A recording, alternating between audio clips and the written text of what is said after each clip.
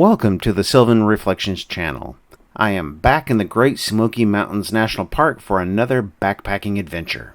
As regular viewers know, I am on a quest to hike all 850 miles of trails in the Great Smoky Mountains National Park. Basically, I'm working my way westward through the park, one backpacking trip at a time. On this trip, I parked my car at the end of the hike where my brother-in-law picked me up and took me to the starting point where the AT, or Appalachian Trail, enters at the northeast corner of the park. I hiked 9.5 miles on the AT with an ascent total of 5,000 feet before splitting left onto the Camel Gap trail, on which I lost 2,100 feet over 5.2 miles to reach campsite 37. On day 2, I backtracked a mile and then turned southwest onto the Gunther Fork trail, continuing on that for 3 miles out to Gunther Fork Falls, where part 1 ends. In part 2, I hiked the remaining 19 to 20 miles or so back to my car in Cataloochee Valley. Please be sure to subscribe and click the notification bell so you won't miss it. Warning, warning, whining detected. Just wanted to take a brief moment here to describe a few of the challenges for this hike. I promise I will keep the whining to a minimum. First, I carried about 40 pounds, that's chest pack, backpack, camera, water, everything, 40 miles, 19 of which were on the last day, for a total ascent of 11,000 plus feet over about 2 2/3 days. Now, I'm not an Ironman triathlete level, so this hike really pushed me pretty hard. As a result, it left me a lot less time and energy to take videos. By the way, every time I wanted to record a video, I had to use my phone, my only 4K recording device, with a Bluetooth gimbal. For each time, I would have to power on the gimbal, turn on the phone, open up the menu and turn on Bluetooth and location, open up the app that controls the phone with the gimbal, and then have it find and select the gimbal. Now, any wonder why I didn't record all that much video compared to normal? Oh, by the way, my 20-plus-year-old EOS 28-135 lens broke internally on the first day, so that's why it was pretty much a 6-pound paperweight for the last 85% of the hike. So if it seems like there's less video, that's largely the reason. Okay, thanks for your patience, and now we'll get on with the hike. Part 1. This is Graybeard for Sylvan Reflections channel. Wanted to thank you for coming along the hike here with me. I'm carrying a pack's about 28 pounds with my water and everything. Decided to get a proper chest rig here. So this is the Hill People gear, their SAR bag, which is really nice.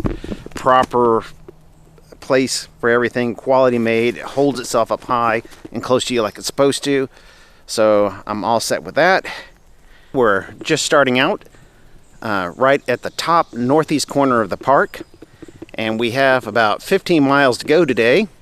It's going to take about the first 5.5 or so where I get the majority of the elevation gain. So we got to get started. It's 9 o'clock. Hopefully we can make some decent time.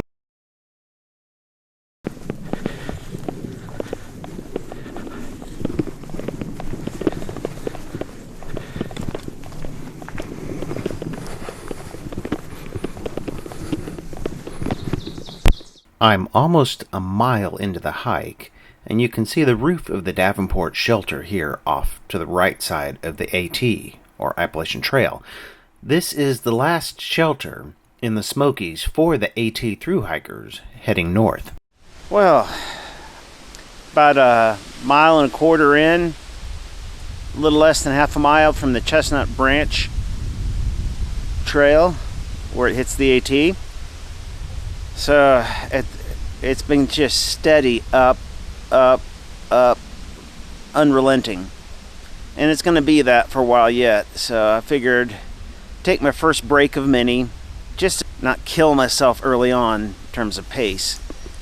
And I've got a nice headlamp, I got an extra set of batteries, and an extra headlamp. So it's not like it's going to be a problem. Even if I did have to night hike. So just relax, and we're about to do a one of those energy gels. And it's nice to see that starting to get some views through the trees here.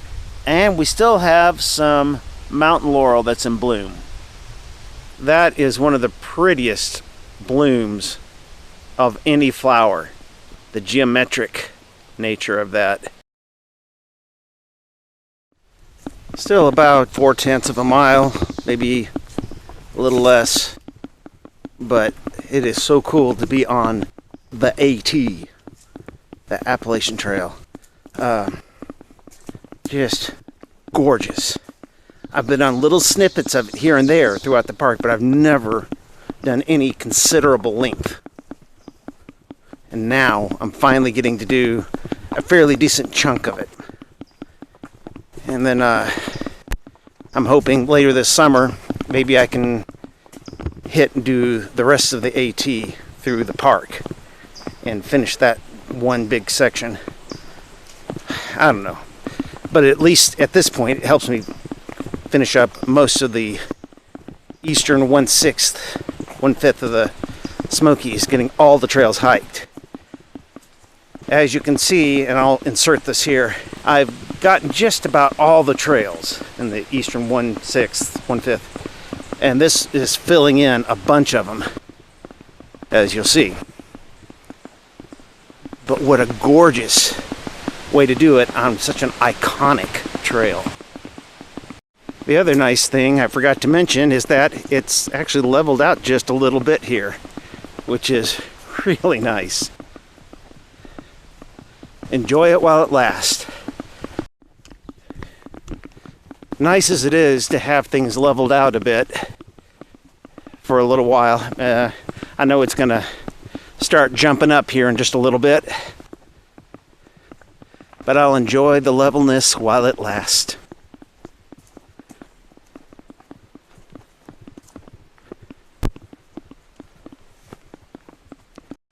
Love these maples.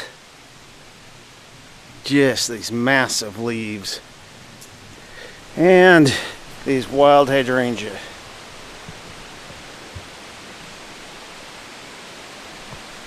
Starting to see a lot more of them that have come up in altitude.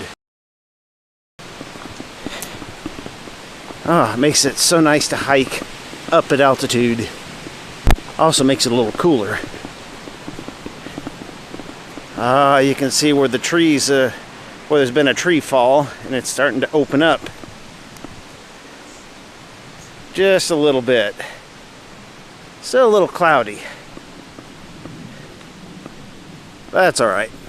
Keeps it from being too hot.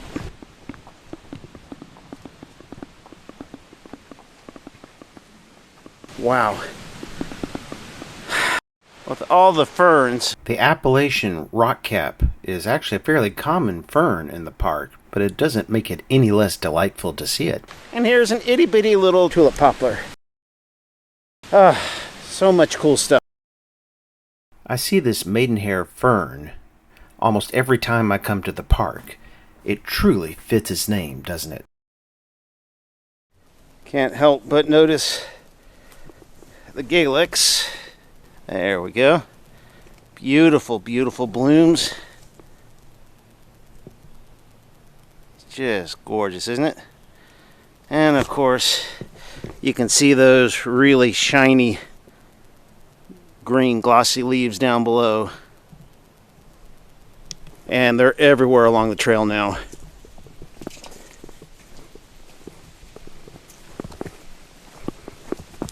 I see it clearing out up here. I'm pretty sure this is, this is the intersection with the Chestnut Branch. I did a hike a while back where I did the Chestnut Branch, hit the AT, and then lower Mt Cammerer. Yep, that's the proximity one that I set for that. This is the spot. All right. Yeah. As you can see, we're still on the Appalachian. Still have, we've come about 2 miles from now. Okay. Lower Mt Cammerer, about a mile. And the Mt Cammerer Trail in 3.3. And it's after the Mt Cammerer, or Actually, after I hit Low Gap, so that's going to be, Low Gap's going to be a little bit further on. So, have a little bit to go. Yeah, this looks familiar. And as I recall correctly, it was on this log right here where I sat and ate lunch the last time when I did that hike. I think I'll head on and take my break somewhere new. On we go.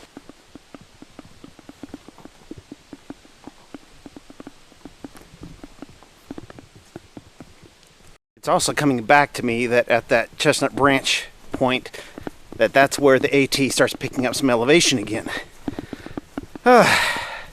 So much for the levelness. It was nice while it lasted. Alright. I meant to tell you earlier, this is something I've been meaning to do for the last year and a half, but never seemed to remember to do it once I got home. Because you get hiking along, you're sweating, you're wiping your face on your sleeve, and then they become sodden, and nothing that will absorb. So bring this to wipe the face, and boy, does that make a difference. All right. Let's see. Also, it's here somewhere. Here we go. The more convenient way for hand sanitizer beats having to dig it out of the pack every time you want. And I think I finally reached the point where the lower Mt Cammerer branches off, so we'll take a look. Let's see what we got here. Yep.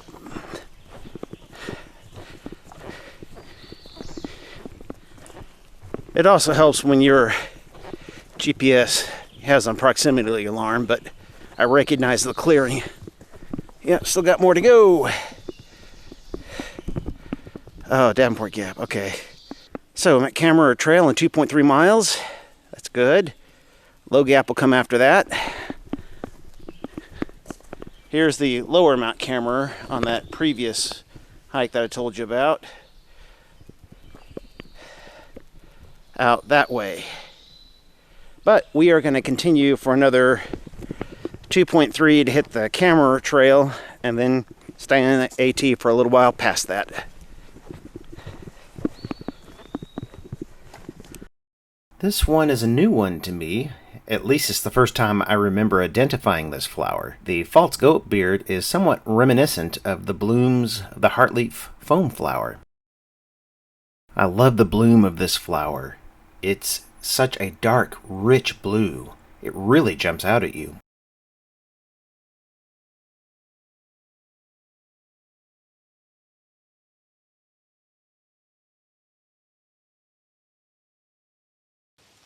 Well, we're about a mile from Mt Cammerer Trail and about 3 from Low Gap.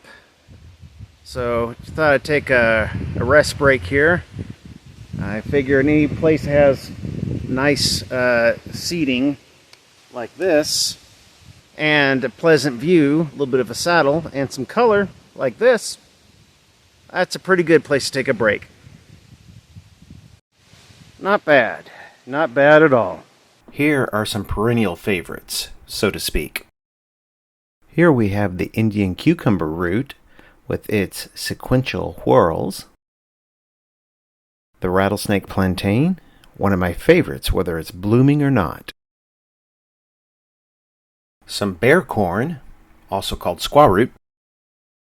Well, we're still about 0.6 miles from the Mt Cammerer Trail. But we came to an interesting spot along the AT here. At kind of picturesque, gets you a really good view.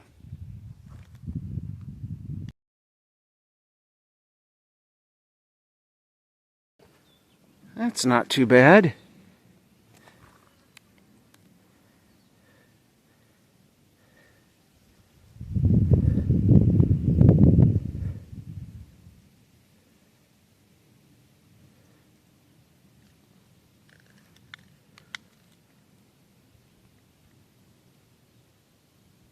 Not bad at all.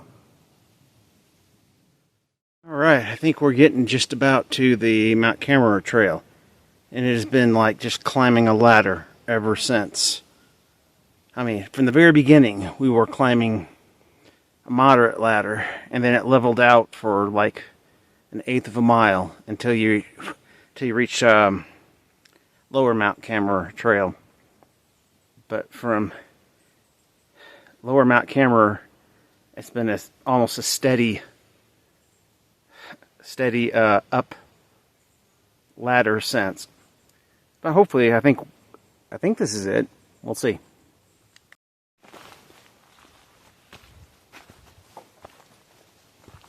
Yeah, there's a clearing. Yeah. Usually you don't get a clearing like that. Unless, there we go. Alright. Wow. About 5.3, 5.5 since I entered the park. That would take you on the Mt Cammerer trail.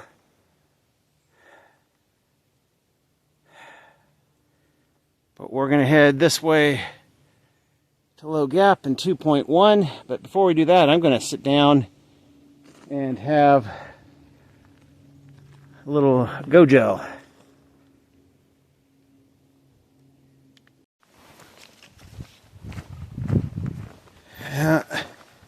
Anytime you got a clearing, it's a positive sign. You know, there's times when I wish I really could go that fast. Alright. Yes. Cosby Knob Shelter, huh? Okay, Camel Gap 2.4 miles before I head downhill. That sounds good. Low Gap Trail, yep, that's the one. When I came up from Cosby Campground, then went down Low Gap on this side to the Walnut Bottom number 37, which is where I'm camping tonight, but I'm just going to go 2.4, then camel, downhill, then back. So, give us something to do. Well, I've got a good bit further to go, but there's some progress here.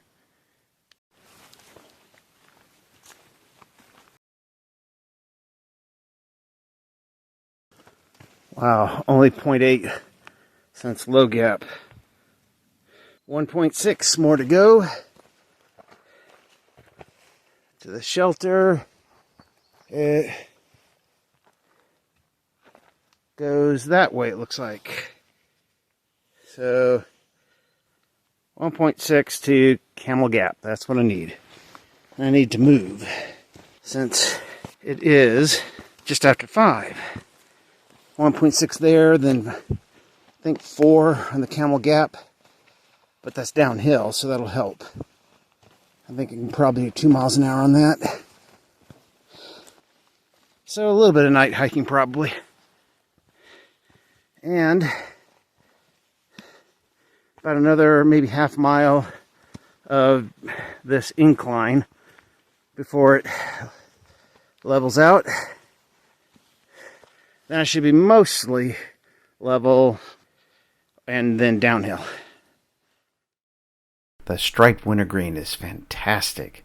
I love the blooms, the way they hang down like an old-fashioned gas lantern. Who doesn't love the mountain laurel with its blooms that are so geometrically perfect? Yep, sure enough, this is the one.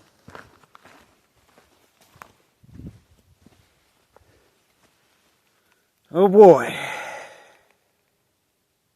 Camel Gap Trail. Oh, so 5 miles. And it looks like it's saying it's down this way. Man, that is choked. I'm going to sit down and relax and check my GPS. A little earlier, I had seen this rhododendron. And shortly after that, some more of the Appalachian rockcap fern.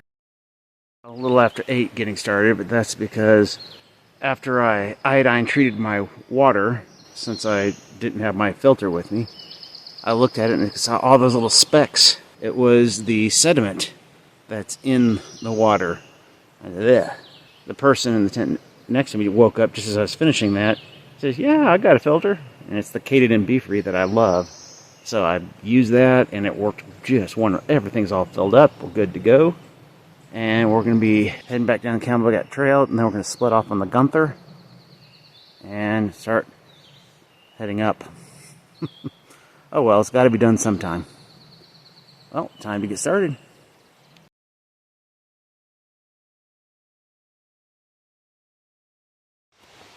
Here is the corral, or not corral, but, well, anyway, where they tie up their horses. This is for campsite 36. Boy, am I glad that I was going to say, man, I'm glad I did 37 so that they would have room for the sock. But they always advise that as a matter of course, because you never know when it's going to pick up, and you might have a bunch. But just a pleasant walk down the Camel Gap Trail back towards, we're going to fork off left to Gunther Fork. Meanwhile, see all these wild hydrangea covering the side here. Just a beautiful, beautiful day to be out in God's nature. As we said, that was the corral for 36. Here's the actual campsite, 36. It's a pleasant little place. But it doesn't have all the niceness of 37 where you can just hammock up right where you can look down on the stream. But it's still nice.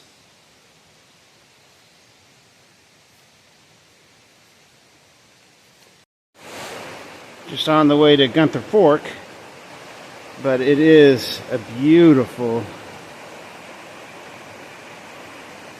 creekside view, isn't it?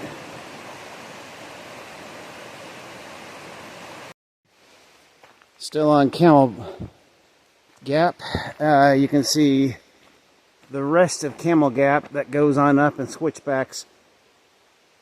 It switchbacks like this on up to the top of the mountain there where the AT is. And this is, you saw us arrive, that picture of us arriving here last night. And here's where we came down, saw the sign. We went that direction along the trail, which is a bit overgrown too. And now that we're come back after camping, we're going to continue on this direction onto the Gunther Fork. And it's going to go, it says 4.1. Yeah, 4.1 miles to Balsam Mountain, and that's like a 9/10 to get on up to Mount Sterling Ridge. So we're going to head here, and it's going to take us about maybe a mile and a half before it starts going seriously uphill. So I'm going to relax my pace. Not too much, but a little bit. So I have a little something left for the mountain. Just made it across Gunther Fork Creek and tried to get across it without taking off the boots. Slipped, fell in, just got my ankles wet, and a little trickle down to my heel, so I'm fine. So I switched over to the flip-flops to get across. I was about to put my flip-flops away and boots back on. Thought it would be a good idea to check the GPS to see what's ahead. Sure enough, it's like 5 or 6 more times that I have to go across it. So I think I'm just going to stay in my flip-flops until I get all these silly crossings out of the way. It makes me want to fund an initiative to get them to put some bridges back here. Oh well. But for those of you who have had to do water crossings like that, you know what I'm talking about. It is a pain in the neck royal to stop, take off pack, unhook, get the flip-flops out, take off the boots, tie them. It's a whole process. So, if I'm going to have to keep doing it, may as well just leave flip-flops on. But it is a beautiful morning, isn't it? That is beautiful indeed. Especially you can see the lighting change down here a little bit. Oh boy, boy, what a fun time. Turns out, let me get the angle a little better, that the gimbal that this phone is on has a little dial that seats into a cup holder, and you can dial for zoom and all that. That's popped out in the wind somewhere, so I have to find the little tooth thing in there and spin it by hand. So that's fun. It's just things that happen.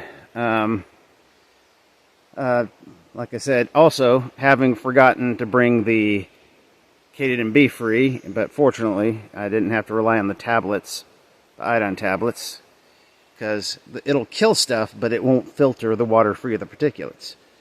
So I got full water. That's good. Trust me, I'm working on some better equipment someday. So, but meanwhile, it still records, and I am grateful for that. Also, I had a little walking stick that I was using that was great until it broke off at the tip, broke off the handle. It's a bit short. And then I'm reaching way down here, down below me to try and use it with my hand. So I found a deadfall tree, because you can't cut anything live here. Pulled out my little Pocket Boy, Silky brand Pocket Boy model saw, 170 centimeter, and then made myself a better one. As you can see, the one on the right, it only comes up to, not even to my waist, almost to my waist, about 3 inches short. This other one's going to be almost as light, very stout, fresh wood, so it's not going to break on me. So, nice to get a proper walking stick. And that's another thing I need to get is some trekking poles. I've never had them before, but I think I want to get a pair and just at least have one to use. So, back at it. Yet another discovery. I just found out that my camera, that this old 28 to 135 lens that's on it, quit working. Period. It's useless. I'm going to actually take that lens, chuck it in the garbage when I get home. So now I'm carrying about, 5 pounds of uselessness. We are to look and be grateful for things that happen. I am grateful for the fact that, if I survive it, it will help me to be a little more in shape, hopefully, and motivate me to find a lens that will actually do good macro, on the flowers and be lighter. But then again, that's that Canon R6 Mark II that I'm trying to save for, that would do exquisite 4K. I think I mentioned that before. Oh well. There is always something to be grateful for, and we do need to focus on that. And one thing right here that I'm grateful for is it is just so picturesque. Take a look at this third crossing. As you can see, it is just downright beautiful. It deserves to be an oil painting or something hanging on the wall. Truly beautiful. Well, time for me to go cross it. That's why I left my flip-flops on. Still on the Gunther Fork, and it looks like that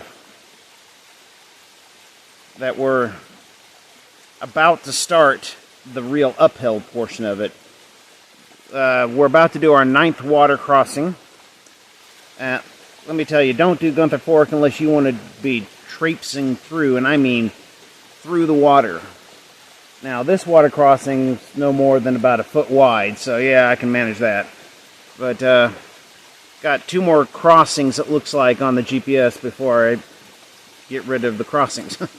So, but it is pretty, and as long as you're prepared and know that you got a bunch, then you know to stay in your flip-flops or whatever. Well, I thought I'd take a rest here before we start the real uphill portion. I didn't... last night, slept okay, but not great. So I'm still kind of wiped out from yesterday a little bit. So I'm just scheduling more and more breaks. I think today's hike. If I remember right, it's almost 13. That's including when I get to the Mount Sterling Ridge, doing the 2.6 over and back to fill out that section of Mount Sterling that I've not hiked yet. So I'm just, see, it is just now, I'm having to pulling down on the phone to see the time. It's just after noon, and I got 2 miles to get up there, so maybe 3 hours to get up. I'm just going to take it really easy. 3, 4, 5. Once you're on the ridge, it's not that bad. And I don't know, I might even try and find a place at a known spot in the trail and just ditch my backpack, hide it well, and then just take off really light to do that 2.6. Actually, it was 3.9 miles out and back on the Mount Sterling Ridge Trail. I don't know, but the good news is once I've done that, I only have like 2 or 3 tenths to get down to the shelter, so where I'll be staying. I think it's Laurel something shelter. I'll have to look. I'll insert it. But right now, I am sitting in front of the Smokies equivalent of Sliding Rock. For those of you who are familiar with that portion of Western Carolina. This sliding rock of the Smokies, as I put it, is actually called Gunther Falls. Even so, it really does bear a striking resemblance to Sliding Rock. It does make a very restful place to sit down and take a break. I think I'll have a hind bar, not really energy bar, just nuts and cranberries, but I have one of those before I go. This is Graybeard for the Sylvan Reflections channel. I truly appreciate your joining me for part 1 of this backpacking trip. Please be sure to check back for part 2 of this trip, coming soon. See you then.